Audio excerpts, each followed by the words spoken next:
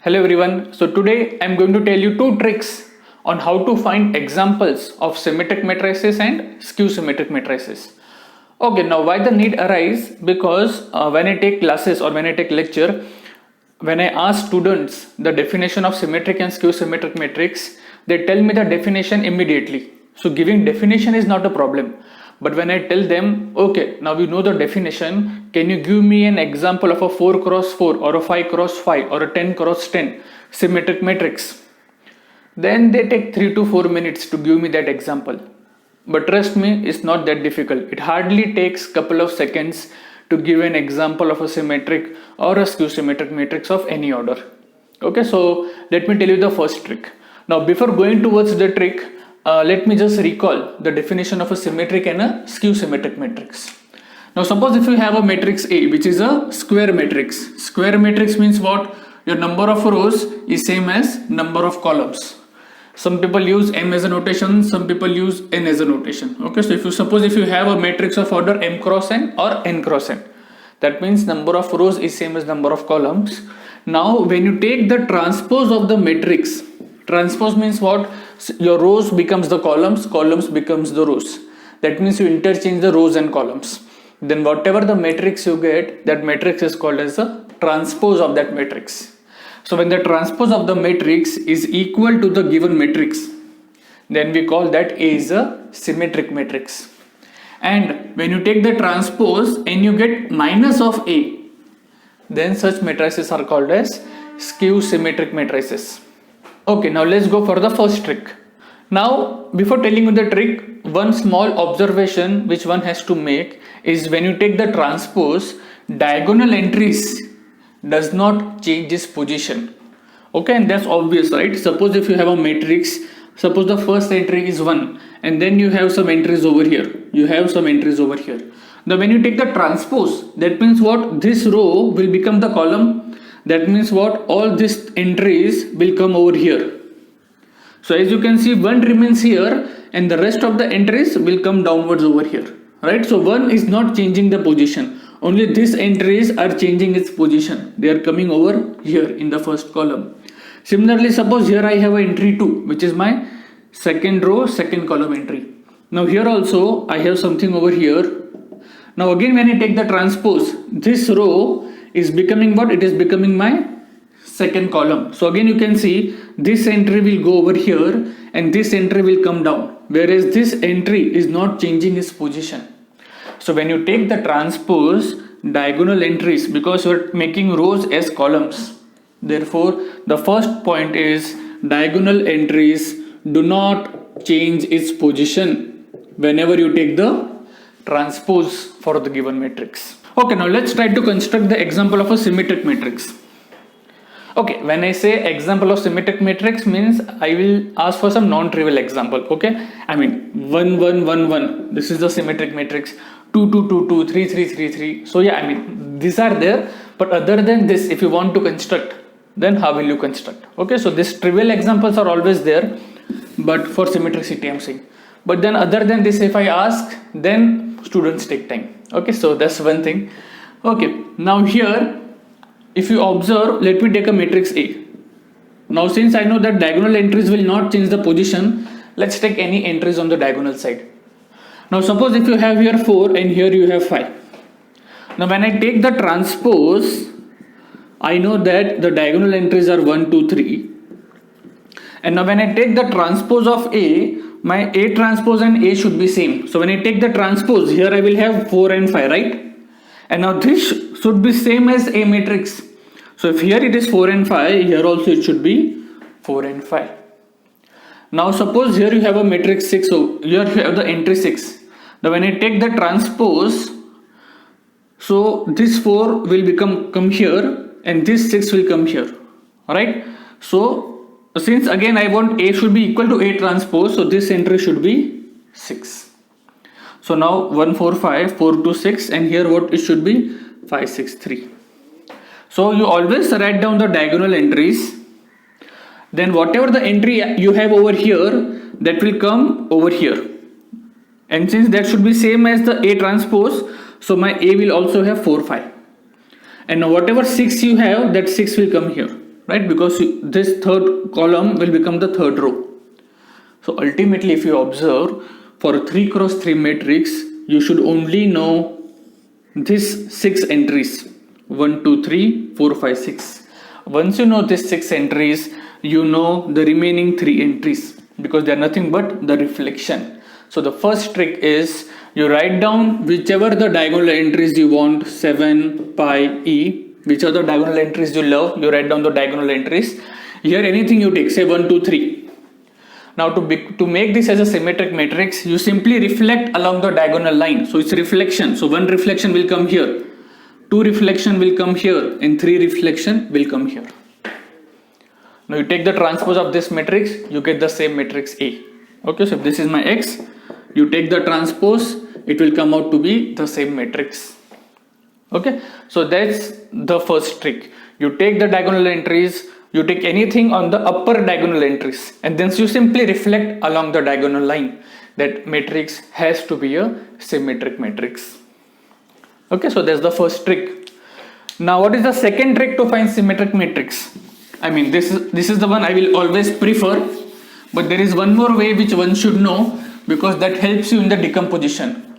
Which decomposition? Every matrix can be written as a sum of a symmetric matrix and a skew symmetric matrix. Okay, that I will come in my next lecture, but yeah, that trick you will be using over there. So what is that trick? You take any matrix whichever you like. Okay, suppose you take say 1, 2, 3, 4. Now what you do is you take the transpose of the matrix and you add to the original matrix. Then this will always be your symmetric matrix. Okay, so whatever matrix you like, you take, say 1, 2, 3, 4, 5, 6, 7, 8, 9. I know it's not a symmetric matrix. So what you do, you take the transpose and you add to the original matrix. When you do that, you will always get the symmetric matrix. Is that obvious? Yes, it is obvious. To prove that thing, so suppose if I call this matrix as P, what I want to prove, this P is a symmetric matrix. That means what I want to prove, I want to prove P transpose is equal to P. Now what is P transpose? Let's start with the proof. If I take my left hand side, what is my P transpose? It is nothing but X plus X transpose is whole transpose. Now if you recall a theorem, what is A plus B the whole transpose? It is A transpose plus B transpose. Your transpose comes inside. So this is nothing but X transpose plus this transpose, X transpose transpose. And now what is this? What is transpose of a transpose? When you take a transpose, rows becomes column. But when you again take the transpose, column again become the row. So X transpose transpose is nothing but the matrix X. And this is nothing but P. So therefore P transpose is equal to P. So therefore whenever you want to construct a symmetric matrix, you take any matrix X, you take its transpose and you simply add. You always get a symmetric matrix, and here is the proof.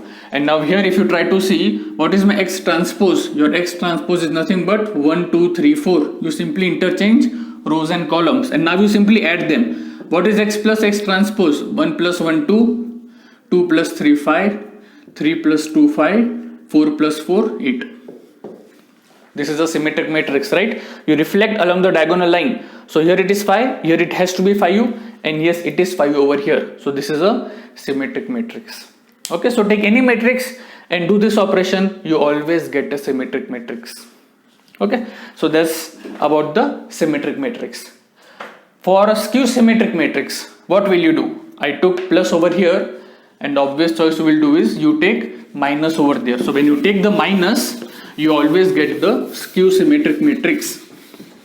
So suppose you take 1, 2, 3, 4. So now we will see two tricks to find the skew symmetric matrix. Now you have this matrix X, right? What you do, you have the matrix X, you take the transpose of X and you subtract them. Then this will always be your skew symmetric matrix. Don't believe me? Let's prove it. Let me call this as Q.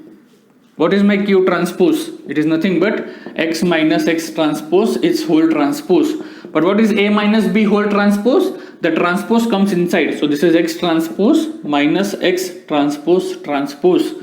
But what is X transpose transpose? It is nothing but X. And if I take out minus outside, this is X minus X transpose, which is minus of Q. So Q transpose is minus Q. So therefore your Q means this is your skew symmetric matrix. And that's a very simple proof. Shall we do this over here? Let's do it. What is X transpose? It is nothing but 1, 2, 3, 4. And now let's do the subtraction. What is X minus X transpose? Now whenever you are subtracting, as we saw that the diagonal entries do not change its position, therefore when you do the subtraction, diagonal entries will always remain the same. And because of that, when I do the subtraction, the diagonal entries will become 0.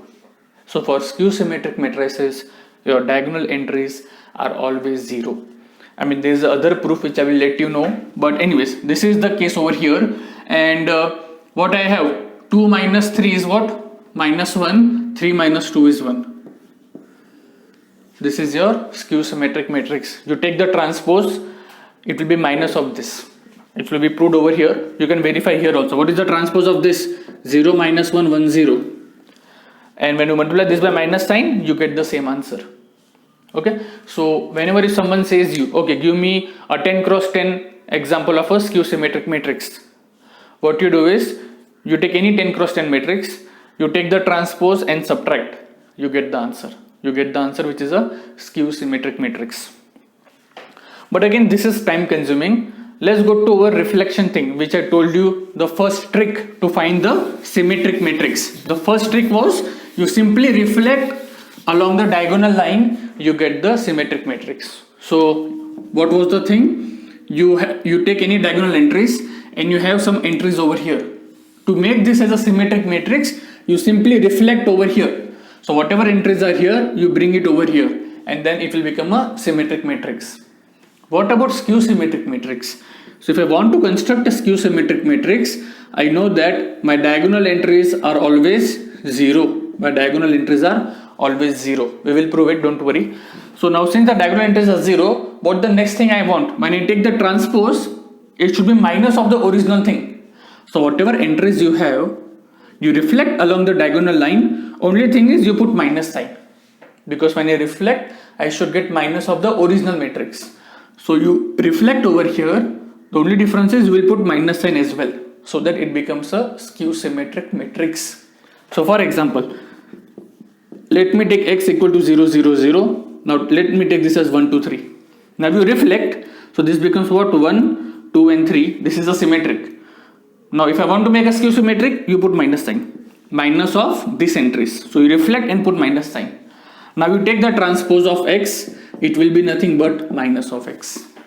So this is much more simpler, right? If I tell you, give me an example of a 15 cross 15 skew symmetric matrix. All the 15 diagonal entries will be 0. You take whatever you want on the upper diagonal entry. Here you take minus of those entries. And you get the skew symmetric matrix. So these are the two tricks to find the symmetric and the skew symmetric matrices. Okay, so I mean, why I'm telling this? Because once you study a concept, you should have plenty of examples in your mind. Because once you have examples in your mind, theory becomes easy to study.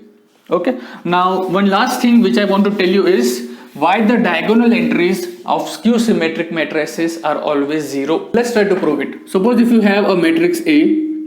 So this is nothing. Okay, let me call this as capital A. So this is A11, A22 up to ANN. And here it is something, here it is something. Now suppose your A is a skew symmetric matrix. That means what? Your A transpose is equal to minus of A. So when you take the transpose, as I told you, my diagonal entries remains the same. Here you have something, here you have something, and here again you have diagonal entries are same. I mean, so when you take the transpose, that is equal to minus of A. So here you will have minus sign, minus A22 up to minus ANN. Okay, so now this is what I have. Now when I equate both sides, when I'm equating, what I'm getting? AII means if I is 1, A11. When I is 2, this is A22.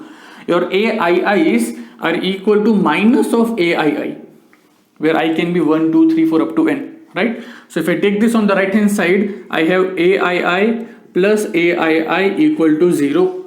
And what is this? This is 2 times AII. But these are real numbers, these are real entries.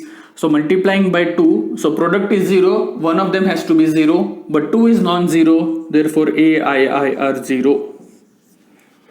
So whenever these AIs are real numbers or complex numbers, those who know fields, then whenever the entries are in the fields of characteristic 0, okay, then your diagonal entries for the skew symmetric matrices are always 0. Okay, so that's the proof, short and simple proof. So I hope you understood the lecture and now you can construct plenty of symmetric and skew symmetric matrix. If yes, if the concept is clear, do not forget to like, share and subscribe. Thank you.